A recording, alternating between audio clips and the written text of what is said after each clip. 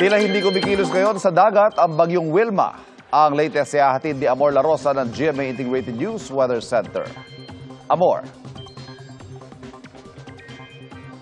Salamat, Ivan. Mga kapuso, simula po ngayong gabi posibleng tawirin na ng bagyong Wilma ang bahagi ng Visayas. Huling namataan ng sentro ng bagyo sa coastal waters po yan ng Canavid, Eastern Samar at taglay po nito ang lakas ng hangin na abot sa 45 kilometers per hour. Bugso naman na nasa 55 kilometers per hour.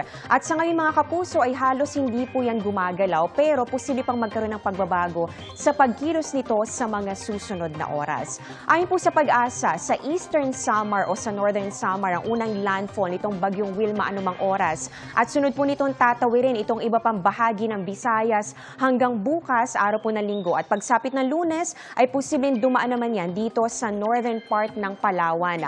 Posible naman na by Tuesday ng hapon ay nasa labas na po yan ng Philippine Area of Responsibility. Pero patuloy po nating imomonitor ang magiging pagbabago. Sa ngayon, nakataas ang wind signal number 1 sa Sorsogon. Ganun din sa Masbate, including Ticao and Burias Islands. Ganun din sa Romblon, southern portion ng Oriental Mindoro, southern portion ng Occidental Mindoro, northernmost portion ng Palawan, kasama rin po ang Cuyo, Calamian at Cagayan Silio Islands. Nakataas din ang wind signal number 1 dyan po sa Northern Samar, Eastern Samar, Samar, Biliran, northern and central portions ng Leyte, northern at central portions ng Cebu, kasama po ang Bantayan Islands at pati na rin ang Camotes Islands. Ganun din po dito sa northern portion ng Negros Oriental. Wind signal number 1 din na nakataas dyan naman sa northern and central portions ng Negros Occidental, Guimaras, Iloilo, Capiz, Aklan, Antique, kasama po ang Caluya Island. Sa mga nabanggit na lugar, posible pa rin pong makaranas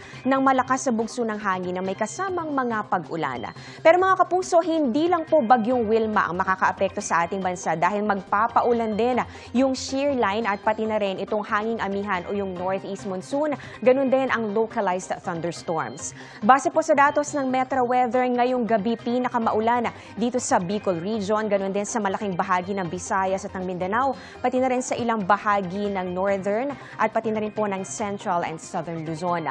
Bukas ng umaga, mataas din ang tsansa ng mga pag-ulan sa ilang lugar dito sa may Cordillera, Cagayan Valley, Central Luzon, Bicol Region, Calabarzon, Mimaropa at pati na rin dito sa Visayas, lalong-lalo na sa western portions. At mga kapuso, linggo ng hapon, malaking bahagi na ng ating bansa ang makakaranas sa mga pag-ulan. Kasama pa rin po dito ang northern at ang central portions ng Luzon, gaya ng Cagayan, Isabela, Quirino at ng Aurora, pati po ang Bicol Region, Southern Luzon, so kasama pa rin ang Calabarzon at Mimaropa, ganun din ang malaking bahagi ng Visayas at ng Mindanao. May mga malalakas sa buhos ng ulan, kaya naman po paghandaan pa rin at maging alerto sa banta ng baha o landslide.